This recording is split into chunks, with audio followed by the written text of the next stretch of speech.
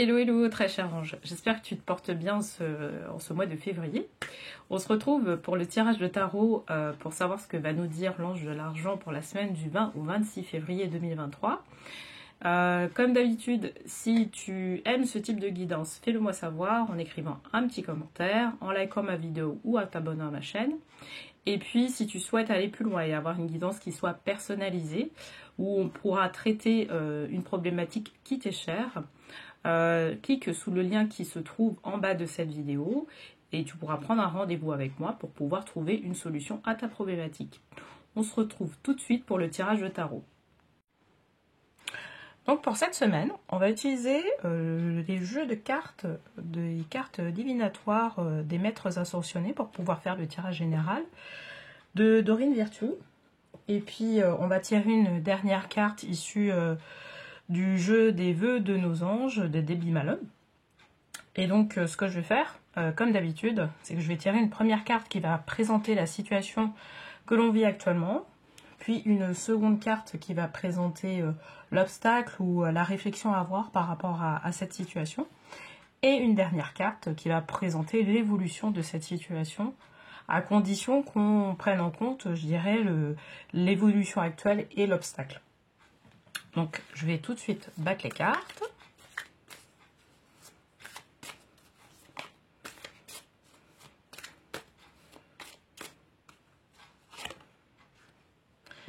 Et donc, la première carte concerne... alors, c'est une carte qui indique santé et guérison. Et donc, c'est Maître Hilarion qui est représenté. Alors, le Maître Hilarion a une sensibilité, je dirais, au niveau du cœur. En fait, ce tirage concerne certainement des personnes qui travaillent sur une certaine ouverture du cœur, si on est un peu spirituel. Mais de manière générale, en fait, si on prend cette carte-là, je dirais en termes de symbolique, au niveau des lois cosmiques et de l'univers, et on le prend dans le sens aussi de l'argent, des revenus, c'est comme si l'univers en fait vous envoyait un message comme quoi actuellement on est en train de travailler avec vous sur la notion de donner et de recevoir. Donc, par exemple, donner de l'argent, ou donner du temps, ou donner, je ne sais pas, d'autres perspectives, et comment recevoir. Et là, en fait, vous avez quelques challenges aujourd'hui qui sont autour de ça. Et on vous demande, en fait, de pouvoir avoir cette vision-là du cœur, comme quoi, aujourd'hui, voilà... pour pouvoir faire en sorte d'être dans une certaine abondance financière, il faut bien comprendre que à la base, il y a des lois qui régissent l'univers, et à partir du moment où on connaît bien ces lois et qu'on les applique de manière cohérente, et bien là, on peut vivre une situation qui est tout à fait acceptable au niveau de l'abondance, et on va vers notre propre abondance financière, j'ai envie de dire. Mais si on suit pas ces lois-là, donc la loi du donner et du recevoir, là on risque justement de subir, je dirais,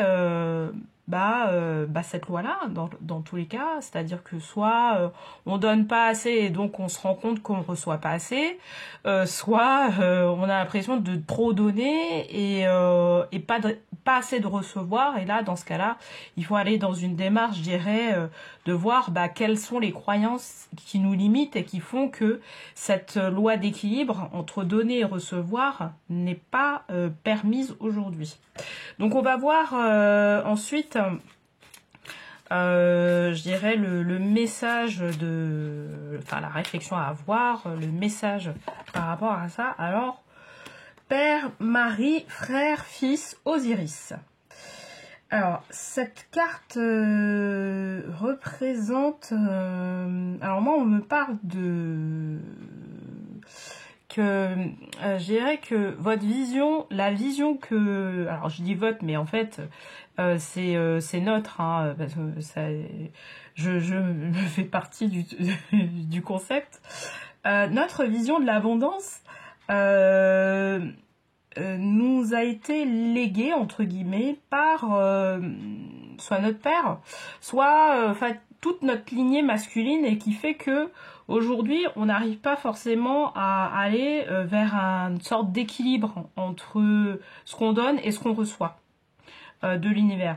Et donc, c'est dû au fait qu'on ait une vision qui soit, je dirais, un peu nuancée, dû au fait de notre éducation, et notamment c'est dû au fait que notre père ou une figure paternelle ou une figure masculine nous a enseigné plus petit que notre vision de l'argent.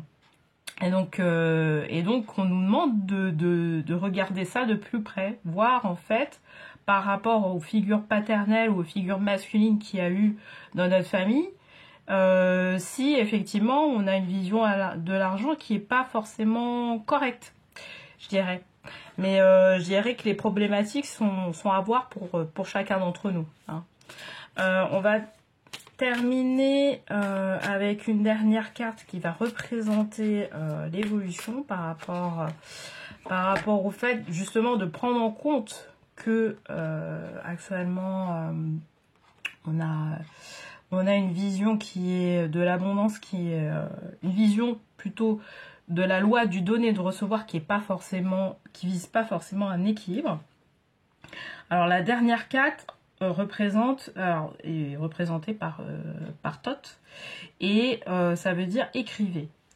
Alors là, en fait, ce qui me vient et ce que me communique l'ange de l'argent, c'est qu'en fait, c'est comme si il y avait une demande de pardon à faire par rapport à cette vision de l'abondance qui est triquée par justement le fait qu'on ait pris une vision paternelle qui nous amène pas vers une certaine harmonie vis-à-vis de l'argent.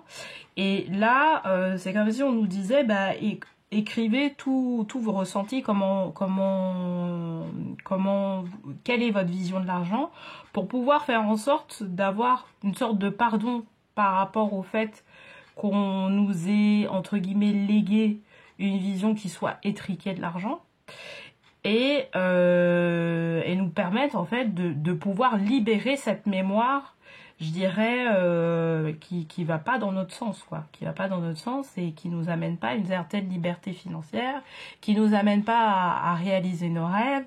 Donc voilà, le conseil en tout cas de Thoth, c'est de pouvoir vraiment écrire pour pouvoir se libérer de ça. Alors, quel est le dernier conseil que peut nous donner les anges, en tout cas l'ange de l'argent à ce niveau-là, pour pouvoir compléter ce tirage? Alors, écoute ta voix intérieure, la connaissance se trouve à l'intérieur de toi. Qu'est-ce que ça veut nous dire en fait? C'est que même si on a eu géré une vision qui n'est pas une vision qui n'est pas harmonieuse par rapport à notre relation à l'argent, parce que c'est vraiment notre relation à l'argent, là, on parle de ça, et on possède quand même la connaissance en soi pour pouvoir faire en sorte de trouver une solution, pour pouvoir arriver sur cette harmonie vis-à-vis de l'argent. Donc pas la peine d'être, donc faut faire preuve entre guillemets de pardon par rapport à ce qui a été vécu, par rapport à ce qu'on nous a enseigné, par rapport à ce que nos parents nous ont enseigné, par rapport à ce que notre entourage nous a enseigné, qui correspond pas forcément à notre vision de la relation à l'argent, mais plutôt être dans une vision à l'intérieur de soi, où justement, même si on a cette vision-là qui est étriquée, on peut trouver la connaissance à l'intérieur de soi pour pouvoir nous sortir de cette vision de l'argent qu'on a, et toutes les problématiques qui sont rattachées à cette vision-là. Donc ça souligne en fait de pouvoir se faire confiance d'une certaine manière. Et je dirais que c'est une voie d'espoir dans tous les cas que nous communiquent les anges à ce niveau-là. Donc voilà pour le tirage. En tout cas, j'espère qu'il t'aura plu. Hein. Si d'ailleurs il te plaît, tu peux écrire un petit commentaire pour me partager en tout cas ta vision par rapport à ce tirage. Et puis, n'oublie pas, la semaine prochaine, on refait un autre tirage. Et si tu souhaites aller un peu plus loin, il y a un lien qui se trouve en commentaire de la vidéo et qui va te permettre de pouvoir prendre un rendez-vous avec moi pour pouvoir accélérer le rétablissement, je dirais, de ton abondance dans ta vie. Écoute, je te fais plein de bisous et puis je te dis à très vite.